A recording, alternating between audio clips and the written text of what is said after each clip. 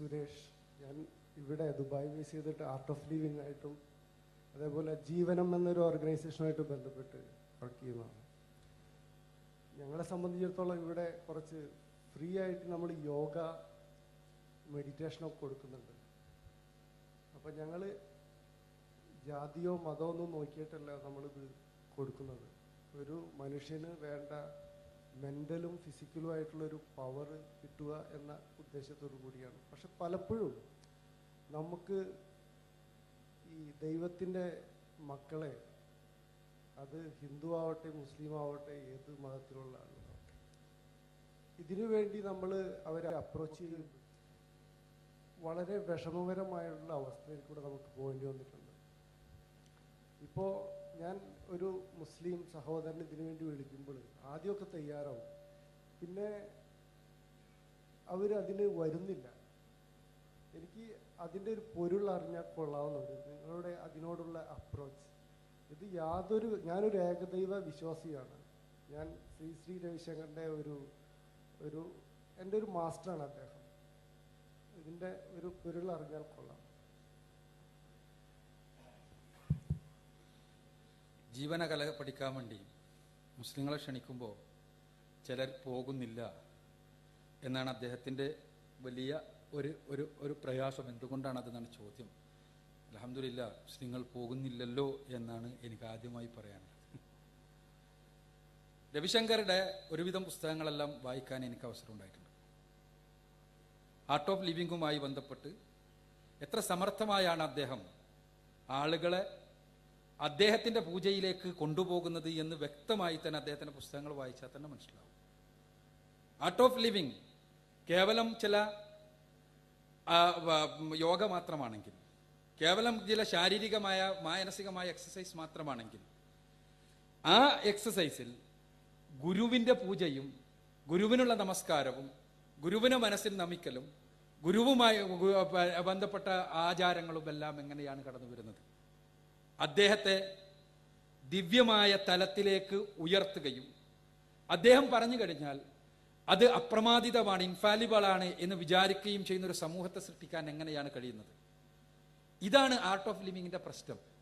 യഥാർത്ഥത്തിൽ യോഗ എന്നത് ഇന്ത്യയിൽ വളർന്നു വികസിച്ച ഒരു ശാരീരിക ആയാസക്രിയ മാത്രമാണ്.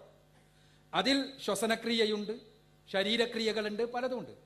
പക്ഷേ ഈ ശ്വസനക്രിയയും ശരീരക്രിയകളും കുറേയെല്ലാം അന്നത്തെ അറിവിൻ്റെ അടിസ്ഥാനത്തിൽ പ്രായോഗികമായി പ്രസക്തമായ കാര്യങ്ങളായിരുന്നു.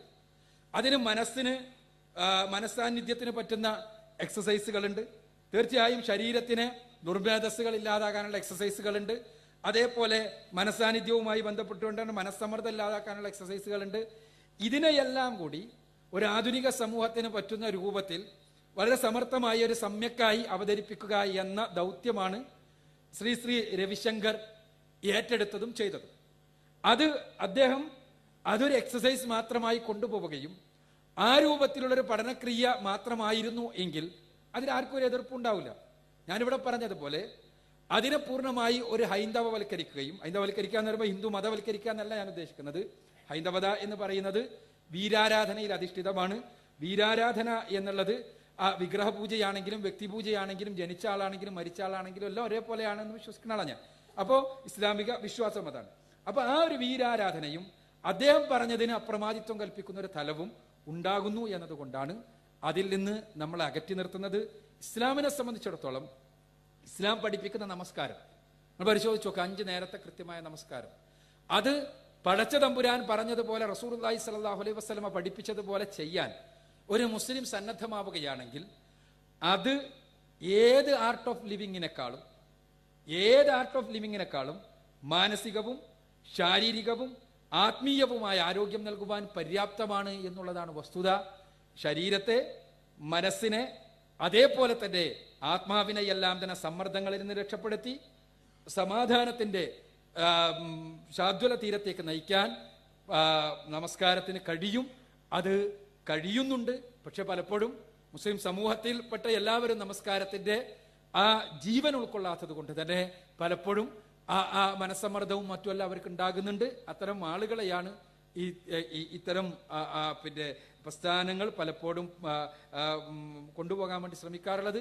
എനിക്ക് ചുരുക്കത്തിൽ പറയാനുള്ളത്, എന്തുകൊണ്ട് ആർട്ട് ഓഫ് ലിവിങ് പ്രശ്നമാകുന്നു എന്ന് ചോദിച്ചാൽ, അതിൽ ഗുരുപൂജ നിലനിൽക്കുന്നത് കൊണ്ട്, ഗുരുവിനുള്ള അപ്രമാദിത്യം കൽപ്പിക്കുന്നത് കൊണ്ട്, ഗുരുവുമായി ബന്ധപ്പെട്ടിട്ടുള്ള അദ്ദേഹത്തിന്റെ ആശയങ്ങൾ അദ്ദേഹം പറയുന്ന ശരിയും തെറ്റുമായി കരുതുന്നത് കൊണ്ട് എന്നാണ് ഉത്തരം. അതുകൊണ്ടാണ് ഒരു മുസ്ലിമിന് പോകാൻ കഴിയാത്തത്.